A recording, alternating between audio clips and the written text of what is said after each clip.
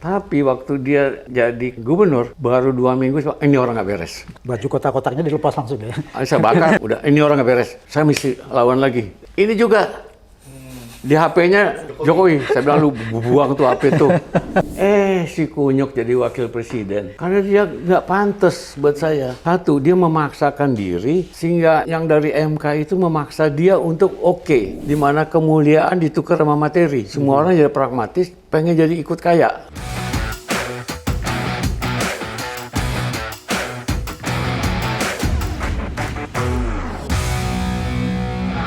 Kembali bersama saya di Abraham Samad Speak Up. Netizen, hari ini kita menghadirkan tamu yang luar biasa nih. Ini ada 2 narasumber saya hari ini. Ini sahabat kita semua netizen. Yang pertama, Pak Andi Sarandi. Assalamualaikum Pak Andi. Dan di sebelah kanan saya ini Mas Priantono Umar. Netizen, saya ingin menjelaskan dulu. Hari ini saya berdiskusi, ingin flashback kembali ke belakang sedikit ya. Ketika awal 98, di mana di sini Pak Andi akan bercerita banyak tentang peristiwa 98, dan menarik, buku dari Pak Andi ini judulnya Berbagi Senyum. Ditulis oleh Mas Priantono Umar. Ini kisah-kisah perjalanan Pak Andi ya Mas Pri ya. Mulai dari 98 dan kemudian juga membuat posko Jenggala untuk kemanusiaan ya. Oke Mas Pri, kita mulai dulu nih. Ini kenapa diberi judul ini Berbagi Senyum? Bukunya Pak Andi. Ya, awalnya memang hanya mengumpulkan kisah-kisah gitu kan. Jadi tidak ada pretensi untuk membuat buku biografi. Oke. Tidak ada juga pretensi untuk membuat buku memoir gitu kan. Jadi, alami aja dikumpulkan. Iya, jadi kalau memoir itu kan hanya sepenggal waktu itu kan. Ini ditambah dari perjalanan masa kecil juga gitu kan. Kalau biografi ya ada juga, tapi akhirnya kumpulan kisah-kisah gitu.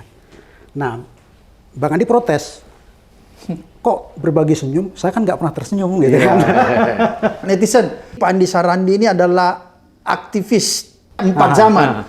Mulai dari Orde Lama dulu ya, menumbangkan Soekarno ya. Terus Soekarno jatuh, lahir Orde Baru, Soeharto. Kemudian Soeharto ditumbangkan dengan peristiwa 98. Tapi sebelumnya ini kan ada peristiwa malaria juga tahun 74 ya. Itu Pak Andi alami semua ya. Jadi luar biasa netizen, Pak Andi ini mengalami 4 zaman di mana terjadi semacam revolusi ya, reformasi, dan terakhir luar biasa peran Pak Andi di tahun 98 ketika menumbangkan rejim Orde Baru bersama teman-teman mahasiswa. Mas Pri, dilanjutkan tadi tuh. Ya. Menolak dengan judul itu kan. Saya nggak pernah tersenyum itu kan. Nah, ini bukan jadi Pak Andi tolak diberi judul Berbagi Senyum karena Pak Andi orang jarang tersenyum. Bukan persoalan jarang tersenyum. Ini adalah kisah yang kemudian bisa membahagiakan orang lain. Dari perbuatan-perbuatan Bang Andi berbagi, menolong orang, ternyata orang-orang itu pada bahagia gitu kan, karena pertolongan itu. Dan memang kemudian di balik itu juga ternyata bahwa ketika kita berbagi, ada studinya, itu orang yang berbagi membelanjakan uangnya untuk orang lain, itu juga meningkat kebahagiaannya, gitu kan. Jadi berbagi senyum adalah menularkan kebahagiaan. Ya, artinya masih ada semangat yang bisa kita tularkan di negeri ini yang kondisinya sedang tidak baik-baik saja, gitu kan. Nah, semangat itulah yang harus ditularkan sehingga orang. Nah, ini satu contoh lagi. Di Merapi itu ada teman saya yang melakukan penelitian di sana. Dan itu juga terbukti di kegiatan-kegiatan Bang Andi. Karena Bang Andi ini kan dengan posko Jenggalanya. Iya, betul. Bang Andi dengan posko Jenggala juga memberikan bantuan di sana, mendirikan shelter. Dan itu terbukti bahwa orang Jogja meskipun ditimpa bencana, mereka cepat bangkit. Mereka bisa tersenyum kembali, tidak terpuruk dalam kemurungan, gitu kan. Nah, ini kan sebuah semangat dari dalam diri untuk bisa bahwa Indonesia itu masih ada harapan untuk bisa lebih baik. Yang itu juga ditularkan oleh Bang Andi kan. Nah, di buku-buku ini, di buku kisah-kisah di buku ini itu bisa terlihat gitu. Makasih Mas Pri. Pak Andi, ini kan menarik nih kalau perjalanan Pak Andi sama Hati ya. Jarang orang yang setangguh Pak Andi di usianya sudah 80 tahun lebih Pak Andi ya? Ya, 81. 81 masih terus aktif. Biasanya orang kan kalau sudah 80 sudah lebih banyak Sudah di rumah. menikmat, Sudah betul. lebih banyak istirahat di rumah, bermain dan cucu. Betul. Tapi Pak Andi ini masih meluangkan waktunya bersama teman-teman mahasiswa yang sekarang mungkin para aktivis itu sudah termasuk kategori cucunya Pak Andi. Tapi Pak Andi masih bersama terus ya, menularkan sikap-sikap serta integritas yang Pak Andi miliki. Pak Andi, bisa nggak diceritakan sedikit ya, kalau kita flashback ini ke belakang 98, itu gimana awalnya tuh sehingga tiba-tiba terbesit tuh? Karena ini pada saat itu kan kita tahu bahwa rejim otoritarian Soeharto itu kan sudah begitu mencengkeram kan. Jadi orang sudah ingin melakukan perubahan mendasar, tapi kan belum ketemu tuh jalannya. Betul, Itu gimana tuh kira-kira Pak Jadi Andi? gini, sebetulnya bermula pada tahun 96. Ya, Sebelumnya kan udah ada gerakan-gerakan mahasiswa tapi tidak masif. tidak masif. Nah, tahun 96 kita sudah mulai ngomong. Oke. Jadi kita nggak diam lagi. Oke. Kita udah mulai ngomong tapi belum bisa terang-terangan. Karena gampang ditangkap pada Gampang ditangkap dan segala macamnya gitu Ya. kan. Nah, 97 itu naik kelas. Dari pembicaraan itu mau ngapain kita? Oke. Berani nggak kita lawan yang kayak begini? Lawan Soeharto yang kayak gini. Nah, dari pembicaraan timbul pemikiran. Kenapa nggak ajak mahasiswa? Gitu. Oh, kita mesti tahu dulu mahasiswanya mau apa enggak, bisa apa enggak, Iya, iya. gitu. Jadi 97 akhir kita lagi ngobrol-ngobrol, kamu kan dekat sama mahasiswa, coba diajak dulu mahasiswa ke sini, Pak Andi ngomong sama siapa tuh? sama Arifin. Arifin Panigoro almarhum. Oke. Boleh? Ya. Jadi Pak Arifin Panigoro almarhum minta Pak Andi hubungi mahasiswa. Oke, oh Untuk ya, gitu. diskusi. Kita pengen tahu. Jadi dikumpulin di rumahnya dia, di Jeruk Purut, di Para aktivis ya? para aktivis yang sebetulnya bukan aktivis lagi. Itu sudah ada yang jadi menteri, Oke. udah jadi ini, tapi ini kan semacam tertutup tapi terbuka. Ya. Undang anak-anak mahasiswa. Nah, saya undang anak Trisakti 50, anak UI 50, anak Atmajaya 50. Dan di dalam mahasiswa itu memang ada aktivis lah gitu ya. Oke. Waktu di dalam pertemuan itu dilaksanakan di musolanya Arifin yang sekarang jadi makamnya Arifin sekarang Ya, ya. di musola itu. Dulu musola ya? Ya, kita duduk semuanya, mahasiswa duduk, terus tokoh-tokoh ini tokoh-tokoh juga duduk. Saya sama Melono di panggung, ada di stage naik nih. Iya. Melono, saya jadi moderator. Ya. Nah, pertanyaan saya pertama kepada mahasiswa, bagaimana pendapat mahasiswa terhadap keadaan sekarang? Mereka marah. Ngapain dia tanyain kayak begitu? Oke. Negara ini rusak karena kalian. Oh, Pak Andi digituin sama mahasiswa. Sama mahasiswa. Itu sama Atnike. Itu ini negara ini rusak karena kalian. Jadi Pak Andi Kalian dituduh yang ini ya? menurunkan Bung Karno, naikin Soeharto jadi begini. Itu dosanya kalian. Jangan bawa-bawa kita. Kalian aja beresin. Hancur kita. Jadi Pak Andi dibilangin gitu ya sama Iya. mahasiswa bahwa Anda turunkan Soekarno, naikkan Soeharto, sekarang terima akibatnya. Terima akibatnya, silakan kita mau kuliah aja. Iya. Wah, kacau ini saya bilang. Ya, kita pancing-pancing, itu kejadian sampai jam 2 pagi. Iya. Nah, akhirnya saya kasih kesempatan satu-satu ngomong. Pokoknya dari semuanya caci maki. Tapi juga ada yang ngerti ekonomi, kayak Khatib Basri, segala macam. Dia kasih gambaran. Ekonomi sekarang kali kayak gini. Kalau dolar sampai sekian, ini pemerintah mesti jatuh. Cuma safety. Tapi yang lain nggak gitu ngerti kan. Udah.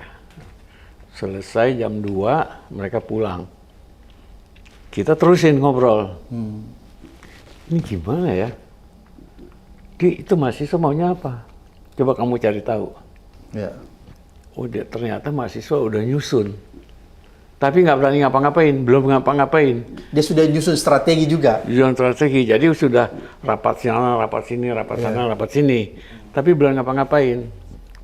Nah ini, satu kali saya ketemu Arifin, saya udah cerita.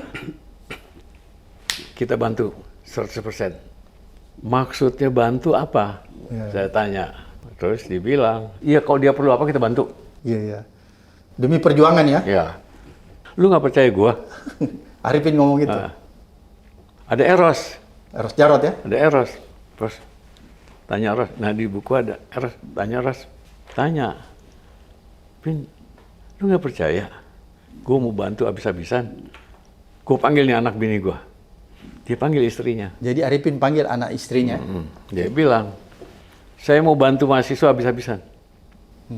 Kamu mau ikut apa enggak? Atau kamu mau boleh apa enggak? Dia tanya istrinya, minta izin. Minta izin. Istrinya bilang, dulu kita nggak ada apa-apanya.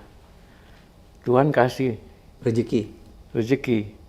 Sekarang kita kasih rezeki itu kepada orang lain, apa susahnya? Oh, itu kata istrinya. Iya, iya, luar biasa. Nah, itu mulai itu. Saya mulai kaget-kaget.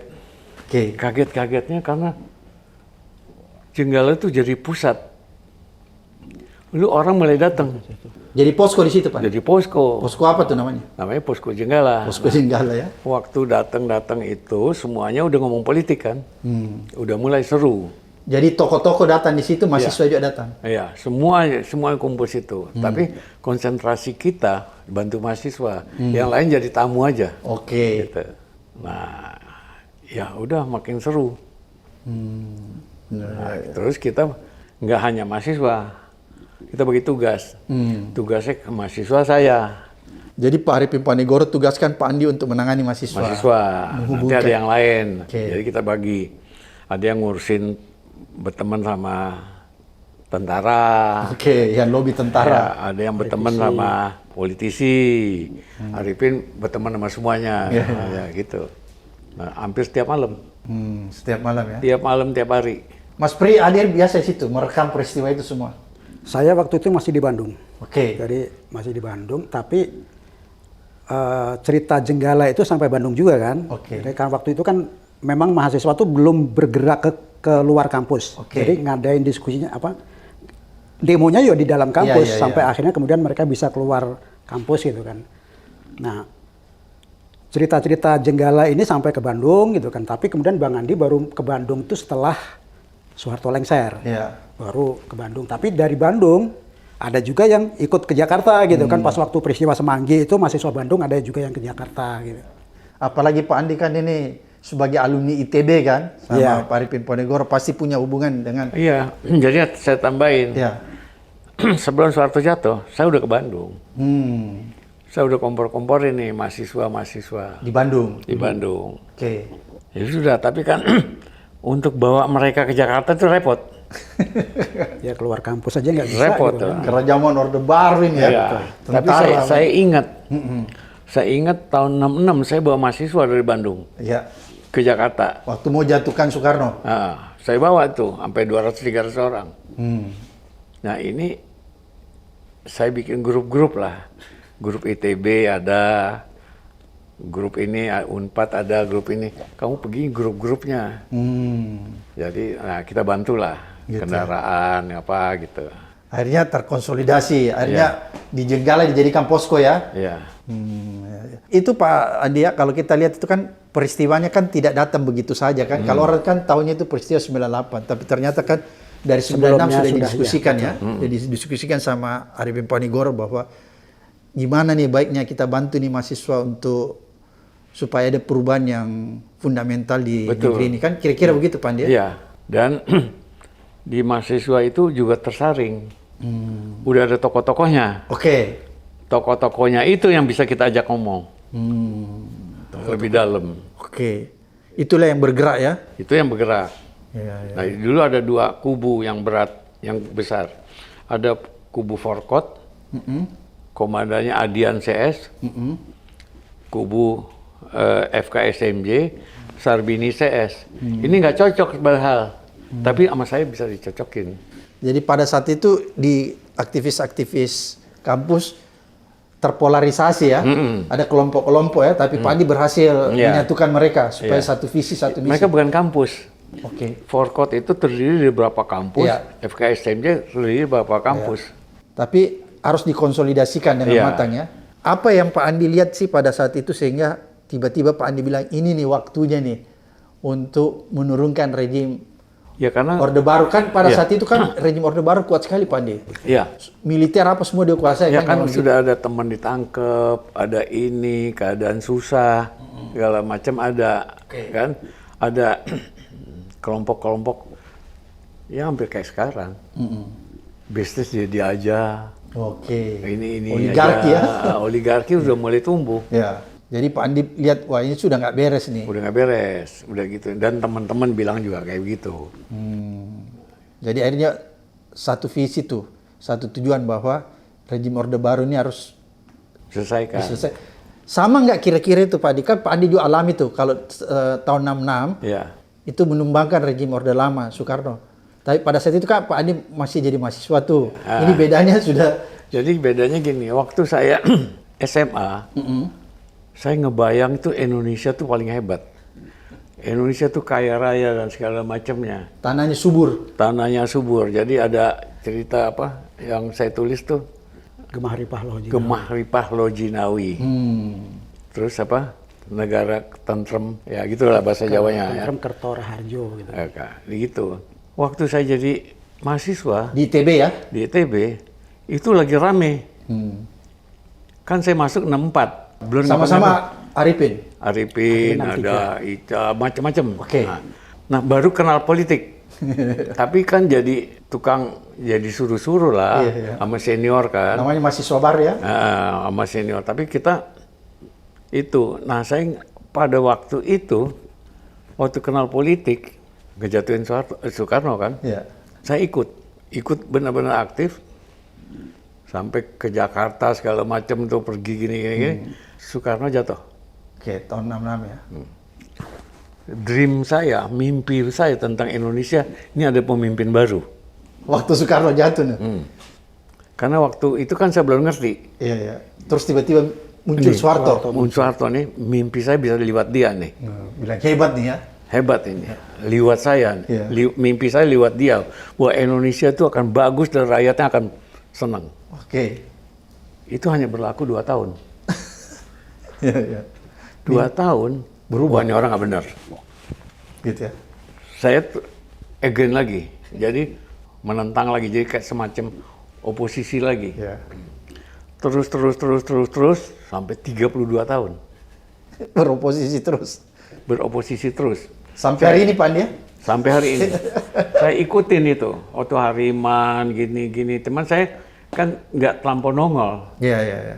Pak Andi ini pemain belakang layar. Di belakang layar, ya. Semua juga tahu itu ya. Nah, waktu Soeharto jatuh, mimpi saya, nah ini ada pemimpin baru yang bisa membawa kesejahteraan buat bangsa ini. Sama waktu Soekarno jatuh, mimpi itu dibangun mimpi lagi. ini dibangun lagi. Mimpi ini dibangun oleh Habibie. Tapi kok nggak benar lagi? 1 tahun benar. Ya, 1 tahun benar, habis itu kok nggak benar lagi. Dia bikin pemilu. Ya. Dia bikin pemilu, saya masih mimpi. Ini hasil pemilu, pasti pemimpin yang bawa Indonesia sejahtera. Mimpi lagi saya.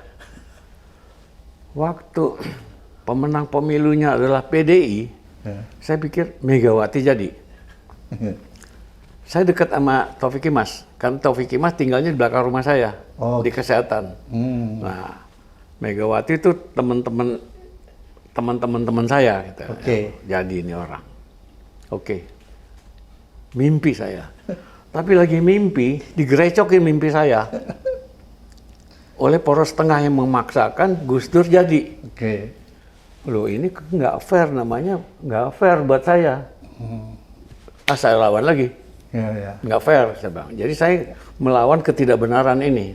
Akhirnya Gus Dur jadi. Saya mah demo terus. Jadi waktu Gus Dur bilang pasukan berani mati dari Jawa Timur segala macam, kita kumpulin Jawara Jakarta. Mau diadu aja udah. Kan? Nah, waktu itu Megawati naik, digantikan Gus Dur. Mimpi saya nih, beneran nih, kan? Tapi nggak jadi juga nih mimpi, karena korupsi udah mulai.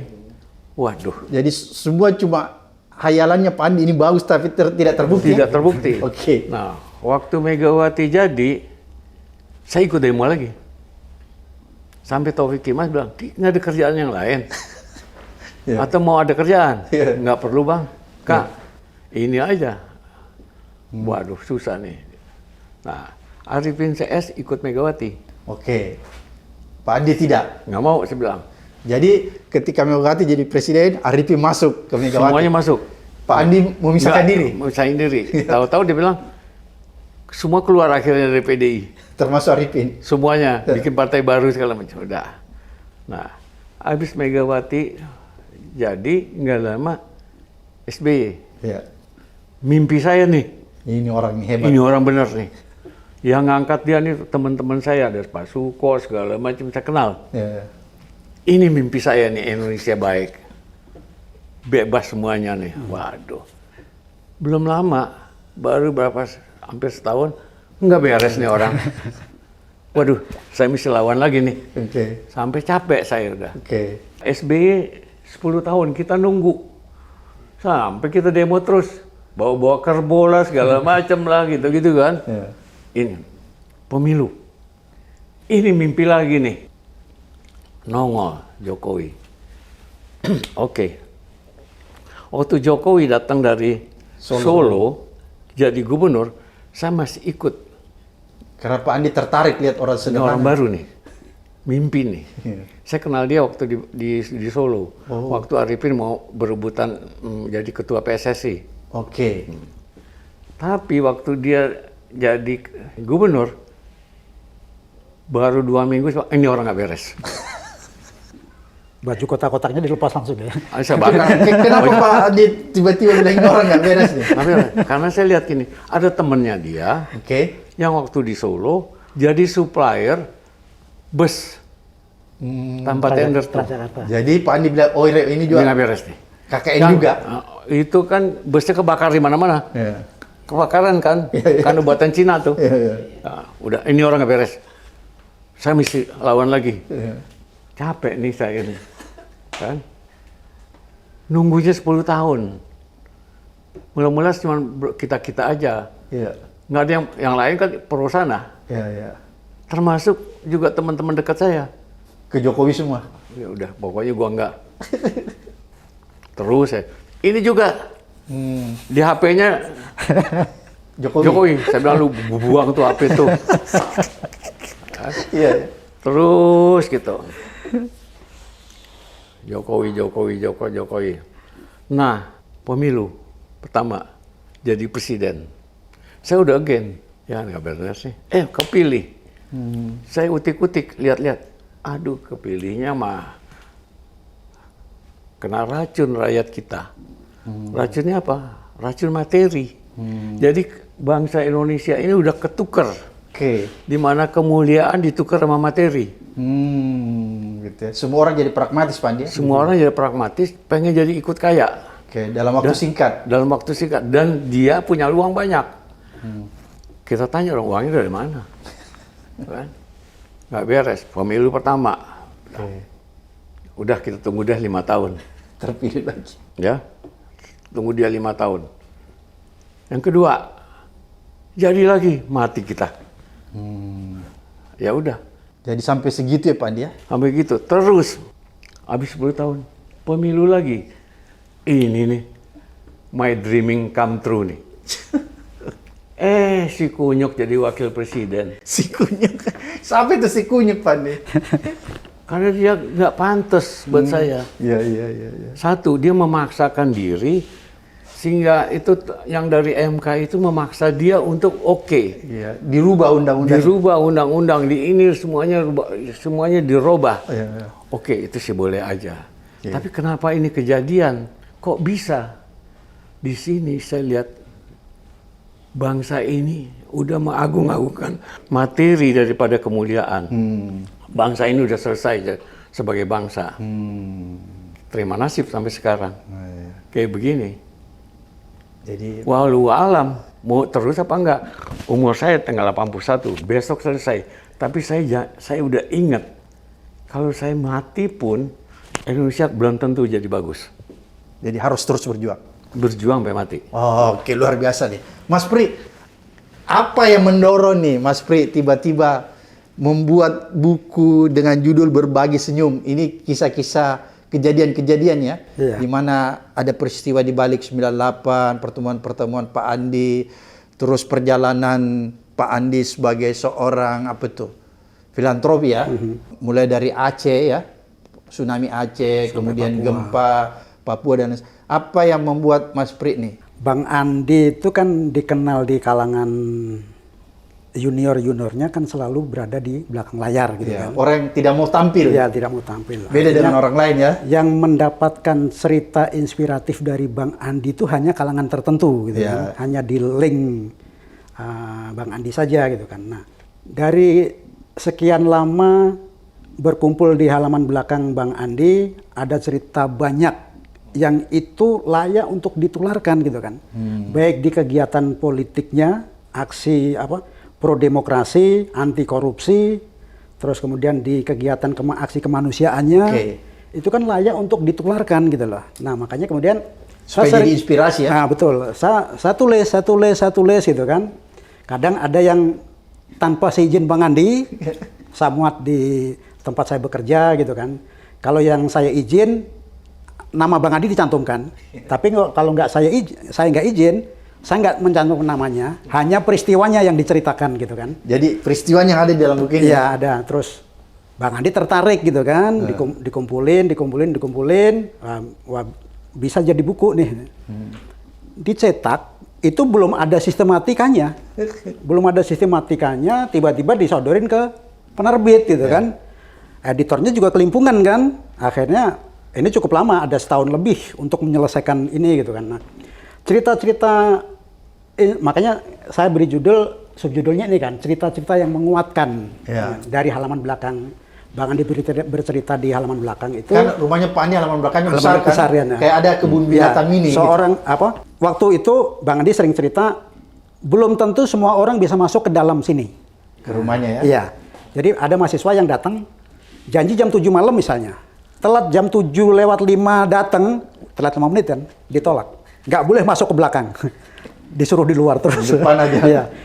Itu juga menularkan disiplin kan untuk iya. generasi muda. Ya. Bang Andi punya pengalaman itu soal disiplin gitu kan. Dia pernah juga menghadap ada ceritanya juga, menghadap ke Dirut Garuda untuk sebuah pekerjaan. Bang Andi telat juga 5 menit, udah masuk lift tapi belum sampai ruangan kan. Yeah. Nah, di lift ketemu Dirutnya, tapi ditolak juga masuk ke ruangan gitu kan. Kalau sudah telat. Nah, pengalaman-pengalaman itu kan kita perlu menularkan itu ke orang-orang sekarang, generasi Gen Z sekarang gitu kan.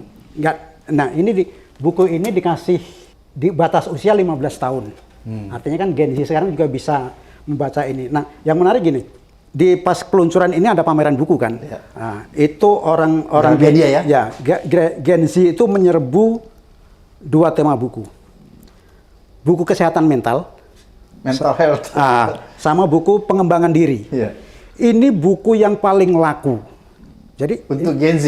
iya, ini ada apa sebenarnya 10 tahun terakhir ini sehingga mereka menyukai buku pengembangan diri dan kesehatan mental gitu kan. Berarti kan ada yang sakit gitu kan. Ada sesuatu ya. Ada sesuatu. Nah, buku ini isinya juga bisa mengarah ke sana kan. Iya. Orang mengajak disiplin, mengajak berbagi, empati segala macam gitu kan.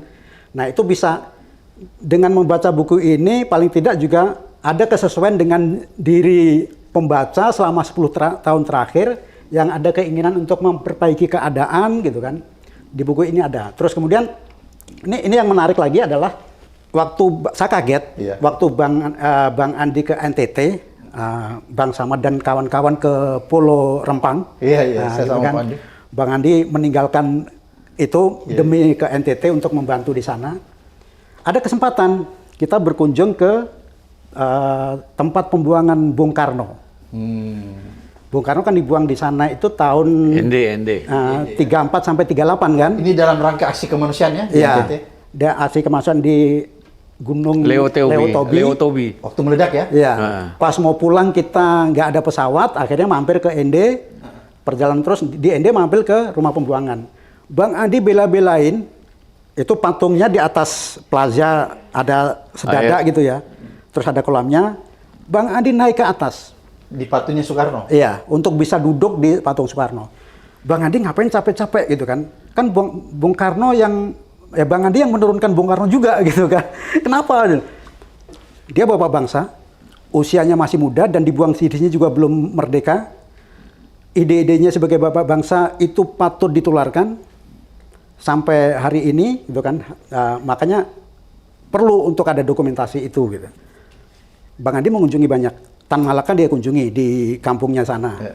Terus kampung Latu Harahari di Pulau Haruku juga dikunjungi gitu kan. Artinya ada jiwa kepahlawanan dari tokoh-tokoh pendiri bangsa ini yang menurut Bang Andi juga patut ditularkan gitu kan. Nah, saya ada cerita misalnya bagaimana misalkan pemuda-pemuda tahun 2026-28 mereka mengadakan Kongres Pemuda. Ya. Mereka udunan. Kasih keluar duit masing-masing Keluar dari duit kantong. masing-masing untuk bisa menyelenggarakan kongres. Jadi mereka berkegiatan untuk memperjuangkan kemerdekaan bukan untuk memperkaya diri gitu kan. Nah, Beda sekarang? Beda sekarang. Itu yang ditularkan oleh Bang Andi kan. Oke. Bahwa Bang Andi itu di buku ini juga diceritakan bahwa ketika melakukan menjadi aktivis jangan hidup dari aktivisme itu gitu kan. Tapi hidupilah aktivisme itu gitu kan. Jadi harus keluar untuk bukan cari uang di dunia aktivis. Iya betul. Nah, itu menurut saya sampai hari ini juga layak harus terus ditularkan. Oke. Sehingga buku ini hadir sekarang ini kan di September, bulan Oktober ada Sumpah Pemuda, di bulan November ini ada Hari Pahlawan gitu kan. Nah, ini cocok untuk selalu menampilkan cerita-cerita Bang Andi, perjalanan hidup Bang Andi yang itu nilai persahabatan ada, Nilai kemanusiaan ada, kejujuran ada, semua ada gitu kan. Jadi, artinya nilai integritas ya. Betul, integritas juga ada gitu kan. Dan itu sampai hari ini di Hari Pahlawan itu tema itu masih cocok gitu kan.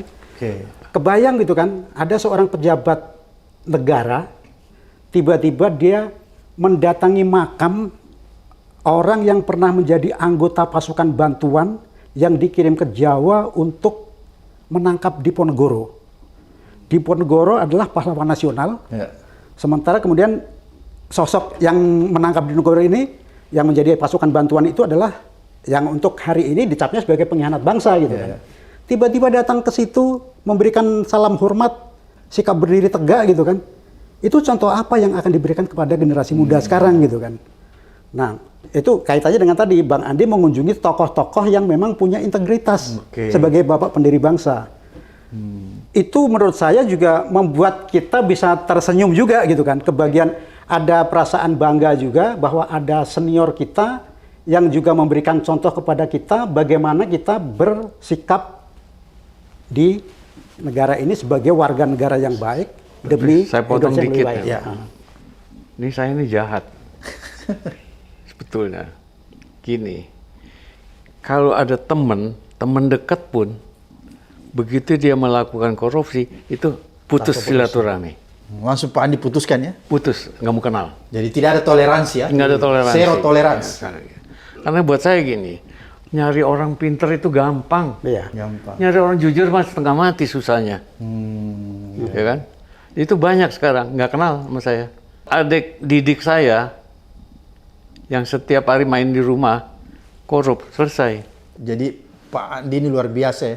Dia betul-betul menarik garis ya. Iya. Antara yang batil dan yang hak, kira-kira gitu ya. Dan cermin dari buku ini adalah di politik nasional paling tidak harus bisa bagaimana seorang kepala negara atau presiden memilih anak buah dia yang mempunyai integritas, mempunyai kebijaksanaan, mempunyai rasa empati gitu kan, yang itu tidak terlihat sekarang ini. Gitu. Oke, kurang orang miliki ya. Iya, betul. Oke, dalam buku ini saya ada baca juga yang agak menarik ya.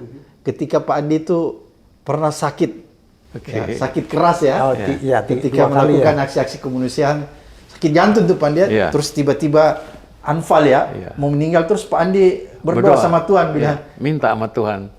itu gimana tuh ceritanya Pak Jadi Andi? kayak gini, Ya. cerita dulu sebelumnya gini. Waktu teman-teman masuk partai, PDI semuanya, saya kan nggak mau. Iya. Saya minta bilang Pin sama teman saya ini, saya mau bikin gerakan kemanusiaan yang bantu orang aja. Kamu bantuin nggak? Bantu, dia bilang. Nah, Oh, jadi waktu teman-temannya Pak Andi berpolitik, Pak Andi bilang saya mau mendirikan. saya Kegiatan sosial saja. kerja sosial aja, saya nggak mau ikut-ikut gituan. Oke. Nah, ya, besar-besaran kita di Aceh. Itulah posko Janggala ya. Nah, waktu di Aceh, saya kena jantung. Waduh. Nah, mati nih gua. Kerjaan belum selesai. Saya berdoa, didengarin sama semua orang tuh. Iya. Ya Tuhan. Di Aceh nih. Nah, di Aceh dan di Jakarta. Iya, iya. Dari Aceh dibawa ke Jakarta. Iya. Ya Tuhan, jangan sekarang. Amin. Kerjaan saya masih banyak. Ternyata dikabulin Iya. sama Hidup. Tuhan. Hidup. Kerja terus. Bantu hampir di seluruh Indonesia ini nggak ada tempat yang belum saya kunjungi. Jadi setiap ada bencana Pak Andi selalu hadir di sana Ada. ya? Lewat posko Jenggala ya. Iya. Oke. Nah, yang kedua, kena lagi saya jantung di Pekanbaru. Pekanbaru.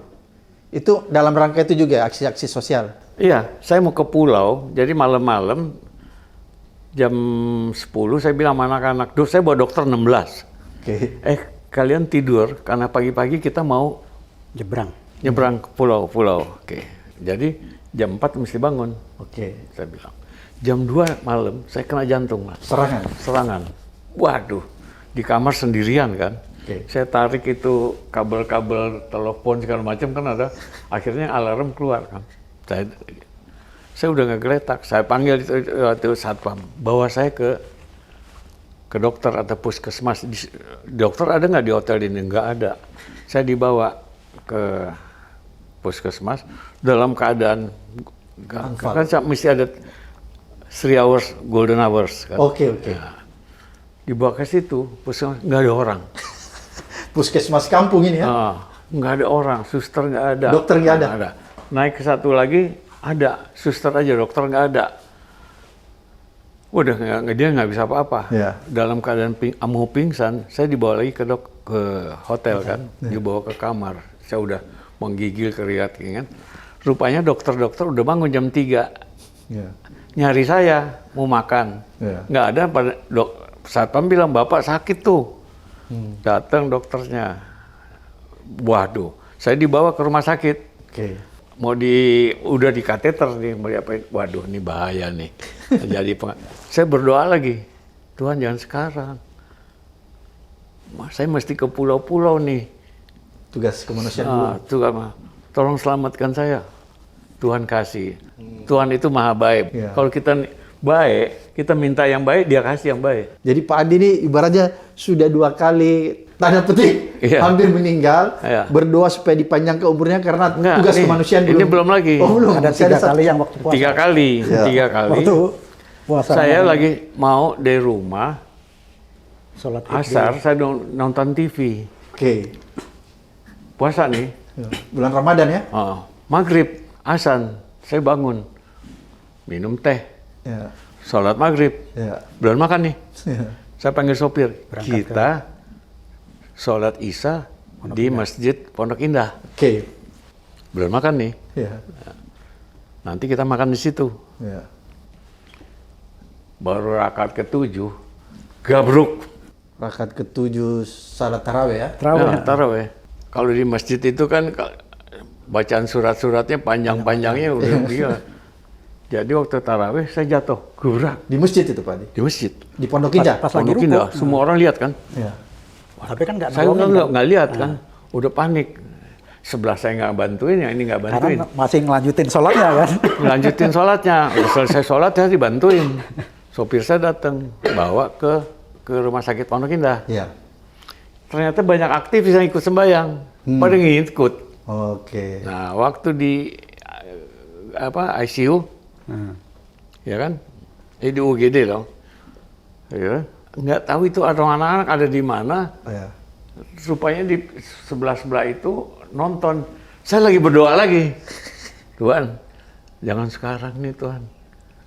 Tugas kemanusiaan belum. Masih ada nih. pengen tahu akhir Jokowi gimana? Apa doanya? Jangan gini Tuhan, masih rame nih. Anak-anak bilang, Bang, doanya yang benar Bang. Wah, kok banyak anak-anak? Ya udah. Nah itu saya dikasih makan segala macam. Dokternya bilang, Bapak diinfus kan. Bapak mau makan apa? Saya masih marah sama dokternya tuh.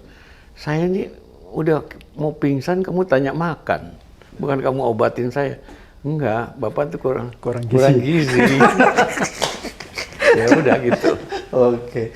Jadi ada 3 kali ya? 3 kali. 3 kali Pak Andi udah, menurut Pak Andi itu sudah mau ajal, tapi Iya. Pak Andi minta perpanjangan waktu ya? Perpanjangan waktu. Perpanjangan waktu karena Pak Andi merasa tugas kemanusiaannya ya, untuk Iya. menolong orang belum selesai, kira-kira gitu ya? Iya. Itu tadi menarik itu Mas Pri. Itu kenapa itu dibilang, jangan dulu saya meninggal karena Jokowi, kenapa tadi Mas Pri? Ya, Bang Andi kan selama 10 tahun ini kan itu kan memperjuangkan nilai-nilai yang di masa Jokowi kan nggak bagus gitu kan. Jadi Bang Andi tahu sebenarnya bahwa perjuangan itu nggak akan berhasil gitu kan.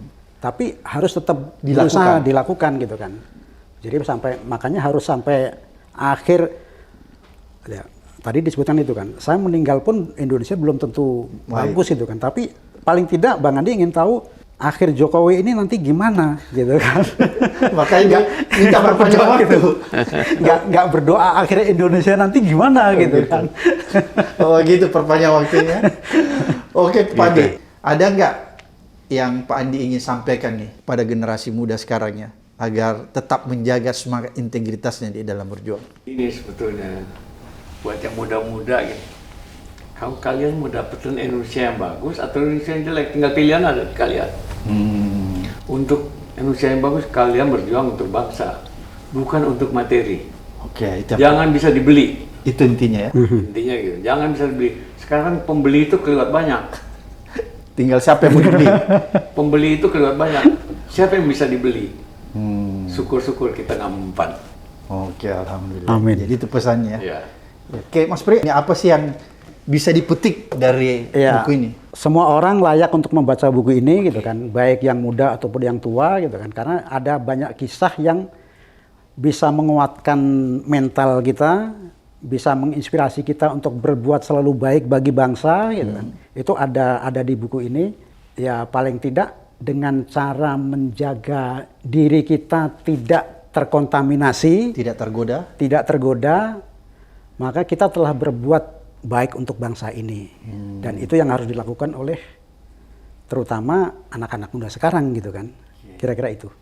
Oke, luar biasa. Terima kasih Pak Andi. Mudah-mudahan apa yang disampaikan Pak Andi ini mengedukasi orang ya, mencerahkan sekaligus menginspirasi para generasi muda agar bisa melihat kebenaran yang ada di depan mata. Karena lewat kebenaran itulah Indonesia bisa dibangun menjadi Indonesia yang lebih besar, lebih makmur.